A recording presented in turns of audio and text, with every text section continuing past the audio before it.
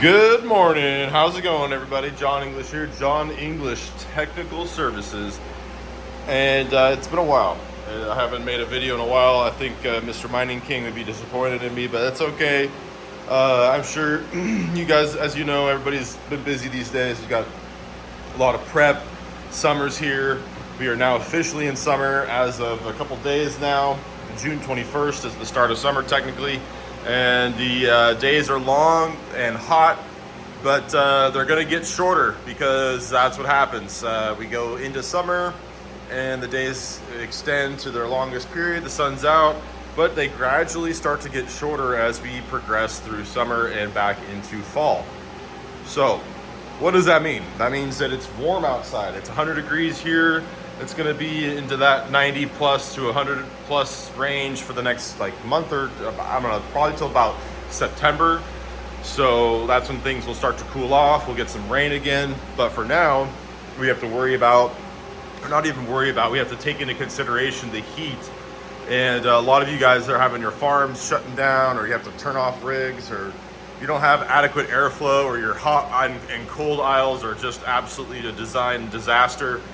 So that's the difficult thing of when you're scrambling to get caught up in the summer, when really you wanted to actually have a lot of that stuff kind of dialed in prior to that. So, but not everybody's living on that edge of anticipation. But I definitely am trying. I'm trying to anticipate what's to come. So that's what we've been doing. We've been mining and stacking lots of Caspa for the last almost 2 years now. We have mined over a lot of Caspa on those two mini Doge miners right there. That was an amazing achievement earlier on when the yields were higher and you could get quite a bit off of those Doge miners through Unminable. But we no longer do that. Right now we're just script mining into some Solana on Unminable with those two guys. And then we have 3080s still on Pyron Hash, 3080 Ti's rather. I think they're getting some Solana as well. So we get a little payout every now and then. And then we have three 3080s Ti's on this guy, and they are still on the Pyron Hash to Solana. And then this 3080 Ti, which is sitting idle, was it needs to be re-enabled. It was basically creating space mesh plots. So we're still doing that right now. We are dual plotting. We have two GPU, two 3080 Ti's right here on this rig. They're actually using a script and plotting some space mesh, really nice file size, really big file size. So I think like 64 gig. So we're gonna try that instead of the 2 gig file size, because the 2 gigs, when you have a ton of them in a larger plot, it becomes cumbersome for the machine to calculate all the whatever. It has to go through every single one and make sure it basically registers within a certain window. I think it's like a 12 or a 24-hour period. So if you have too many plots and they're not large enough, it's harder on the system to get it done in time. So you actually risk losing rewards. So we're trying some things out. We're gonna fill these RAID 0s or RAID 5 QNAPs and get them back and stuffed with space mesh so we can get some epic rewards going. And but yeah, we've been doing a lot of cleanup in here. This room right now, it's not too bad in here. 52% humidity, 78 degrees, and over here on the cooler, on this cooler we have 55% humidity and 78 degrees. So that's pretty good. Right here is our swamp cooler. This little Bonaire Durango. This was an investment I made a few years ago, back when we were in the merge. We were pre-merge mining Ethereum, and this thing, it was just so stinking hot in here with all the cards running ETH that this was necessary. So we have the swamp cooler. It gets automatically filled with water on a timer, and then that every 6 hours it just tops it off with a certain amount of water, and just blows nice cool air in here. So as long as you have adequate exhaust and you have good intake, you have a good amount of airflow, running a swamp cooler or evaporative cooler, whatever you want to call it, isn't going to harm things like some people think. So especially if you're blowing water like this, like you're blowing an evaporative cooler right onto your machines, and you're not giving it any time to blend with your drier air, then you're doing it wrong. So we're not even blowing these on the rigs. We're blowing these away from the rigs into a kind of a common area where I'm standing, and then it gets mixed in. So yeah, so it's good. Yeah, it's really good. So we have done a few things. When we were moving our Doge miners, you know, summertime checkups, you got to do that. We noticed this breakout board is fried, just due to these cables being absolute dog doo-doo. So the breakout board's probably still good. Probably not going to use it just to be safe. But these cables are shot. We'll throw them away, and then we'll keep this power supply for another day. So we did a little organizing. We got a little bit of paint on the top of our countertops here. And we're doing some eBay. We got an eBay rack that we're working on selling a bunch of stuff. And so we had like ladies' garments, men's pants, and some tech stuff. So we're working on getting the shop going. And this surface is a little cluttered right now, but this is where I was displaying the wares and using this ring light, getting some really good imagery. And yeah, so we have some nice LED lights in here now that are kicking butt. And there they are right there, that are being repurposed from a different use. And now you get tons of light in here, nice and cool with the swamp cooler rolling. And yeah, so we have this new rig. This is a kind of a random spare parts build. All this stuff came from, you know, other like client builds or hand-me-down or recycled stuff. Like this case is a recycled old Dell, which we're going to modify. We may take these hard drive cages out and stick a 3080 Ti right in there. We may have to we're probably going to have to upgrade the power supply in order to accommodate that. I mean, you could probably run it without it, but I think 500 is a little low on a 3080 Ti, to be honest. So probably not going to do that. Probably just going to maybe stuff this with hard drives and make it a another space mesh rig or some other like file sharing type rig, something in that regard. I don't know, but we have a nice 1 terabyte. No, it's a 500 gig. Excuse me, SSD 980 from Samsung. I don't use anything else. Samsung is just the best RAM. I like using Crucial memory for sticks of RAM, and they're really good. Also, Samsung makes some great memory. This has 64 gigs of the basic DDR4 right there. So it is technically ready for like salad if we wanted to run a GPU on here and get a little extra lettuce in our life. Or we'll probably just load it up with Space Mesh, because I like Space Mesh. I'm a big fan of that one. And so yeah, and then right below us, we have a Chia rig. So this is our old case that we're gonna reload, refill someday. But this is our Chia rig. So something I could consider actually is taking that 1200 watt and putting it in a different computer. I don't think it'll fit too well in this guy. That might be a little too crammed, but it could go in here, and then we could do like a bigger GPU on that slot, and then we could maybe, I don't know, I could even convert this M.2 into a GPU riser type deal, so we could have a PCIe 6x16 slot off of that M.2, and we could run 2 GPUs off of this thing if we really wanted it, and then just slide the data from that 500 gig onto a traditional solid state Samsung 500 that I have laying around. So that could be another, I don't know, this could be another like Chia, Space Mesh, whatever. You could do plots, you could do anything, but this Core i7 7700K was an epic deal I found off of eBay. I asked the seller, you know, they had a best offer type deal, and I just threw a number out there, and they hit me with a $5 increase, and I said, that's great, dude, good.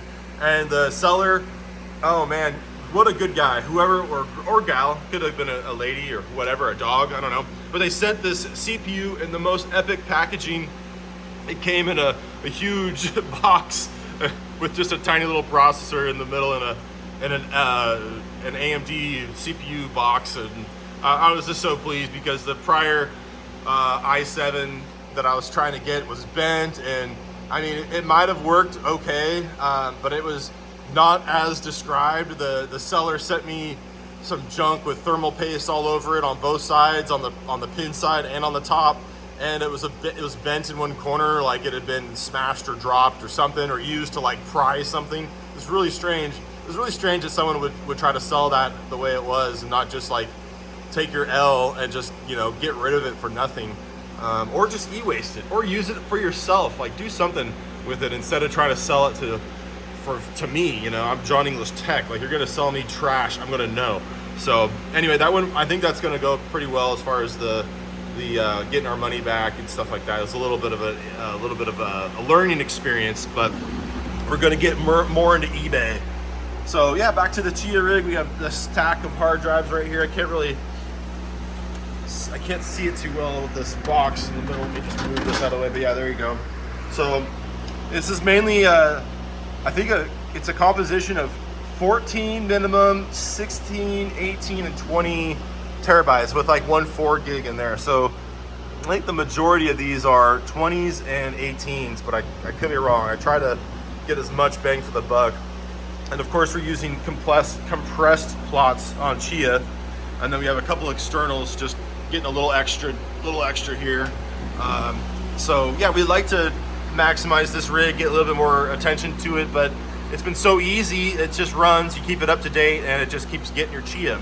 So it's pool mining Chia, which is nice because if you're on the right pool, every now and then the pool rewards you a whole block. So you don't just get the little bit of Chia from the pool, you also you'll get a block reward. So about once a month I hit a block on this setup, which is pretty cool. It's definitely not like a Voscoin style, you know, full-on Chia hard drive mining shed. We're not at that level. I mean, mad respects to the bro that's putting that kind of effort and energy out there. I think that's great.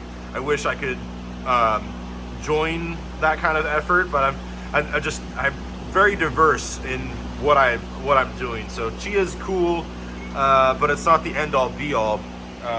When you're looking at other hard drive mining operations or options, Space Mesh is probably the coolest in my opinion. It seems like it has some really brilliant minds behind it, and you know, Lane Redding, I think is his name. He's part of the development team, I think, that came over from Ethereum. So I could be wrong. There are some people that are very up to date on that stuff. I am not. I have so much in my mind all the time. So I try to absorb as much of this information as I can. And I'm pretty sure that's an accurate statement that Lane Redding was part of Ethereum, and Lane Redding is behind Chia. I'm sorry, Space Mesh. Forgive me. So anyway, this is a fun little rig, all hand-me-down. Going to be exciting when that day comes that we'll have it up and running. So we get some errors right now in this update, so I don't really know or care. But right now we'll just reboot the computer, and I got to get an extra. Oh hey guys, how you doing? I got to get a extra Ethernet plugged into the back of this thing so that it's not running on some janky wireless, which is that's not what we want. So this is kind of our workbench right now. We're gonna keep things clean. We're going through some RAM, organizing it. Probably gonna get ready to sell some of these DIMMs, and we have just a ton of stuff. Like we have all kinds of spare hard drives and just a lot of goodness for the online store, our shopping spot. So over here you can see on the monitor this guy. This is the Space Mesh rig that we're working on increasing. We have almost 6 terabytes right now on this guy. And then so what we have going on is this is up to date. It's going to register within 5 hours. We should have basically registration for rewards, and then that gets us into the next epoch. And so we just got to make sure that there isn't any issues there. And then I'm pretty sure, if I'm correct, let's just see here. I'm gonna point the camera away for a second so I can just verify. Let me see here. Node config is the same, so it says 91. Okay, so basically what I'm doing is I'm looking at my script and I'm just checking my Space Mesh node, and right now I have 91 plots registered, but I'm working on 200. So we're building a 200 plot in the background. So this is registered at 91, and while that's going, this is the script that's running 2 GPUs, and it's making plots for Space Mesh. So it's doing, you know, one GPU is making a series of plots, and the other one's doing it as well. And then I go in and I can basically find, you know, I plot to a solid state drive right here, and then once I'm happy with them being done, I just cut and paste them into the Space Mesh main drive. So it's incredible how fast this thing copies a single stream. You know, 240 megabits per second. That's pretty good as far as a RAID 5 is concerned. Those are great numbers. So I'll just hit yes on that, or start again, and it'll slow things down, but I'm not too worried about it. We have time to let that thing transfer over to the plot disk, to the RAID. So we go from solid state plotting, and then we copy or cut it over and move it over to the Space Mesh, the RAID storage here, which is a total of 49.1 terabytes. So we're gonna fill that, probably, we'll see. But yeah, so that's cool. We got that going. Let's see if this can get some more updates here. Oh yeah, can't run Windows 11. We know that. Honestly, we might even put Fedora. I think we might put Fedora 40 on this thing, and see what we I haven't used Linux in a while. I have experience with CentOS or CentOS, which is a Red Hat distro, one of the best out there for like server cloud environments. So I have a little bit of experience in that, but I'm not sure if that's going to be your easiest use case when you're trying to mine. You might have to have like something that, you know, is a little more common, maybe even like Ubuntu or something. But I've honestly never really been an Ubuntu fan. They're very, very prominent. People love them. But I've always had a sweet spot for like Fedora and CentOS and Red Hat distros. So I don't think Fedora is a Red Hat distro. I think I'm wrong on that one.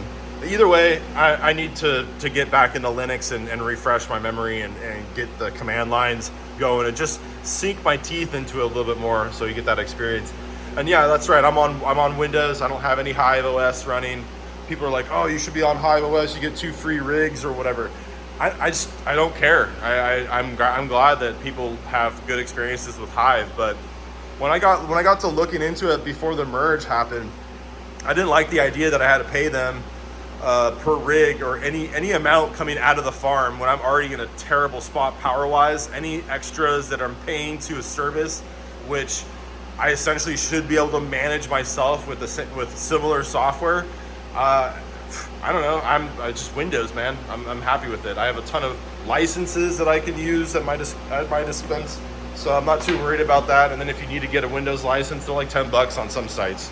So it's really pretty straightforward. You can just enjoy whatever you want with that. But yeah, there's so many benefits to Hive. I don't need to go. That's not what this video is about. It's not a comparison. It's just my feelings and opinions on it. So I think that's gonna wrap it up, guys. We've been working hard in here, getting this place cleaned up. Like I said, we have the swamp cooler running, or the evaporative cooler running. So we're staying nice and chill in here, even though everybody's, you know, you got 100 degrees outside. My farm's 100 degrees. Not near. It'll probably be 20 degrees cooler in here the whole time. So as long as the dew point, and as long as we don't have too much humidity in the air outside, the dew point should play into effect here and give us really good cooling. Because there's some areas that you can't use swamp coolers because your dew point is too high. So it just doesn't help, and you end up in situations where you're adding too much moisture to your environment. So, all right, you guys, take it easy. Have a good day, and thanks for tuning in. This is John English Technical Services signing out.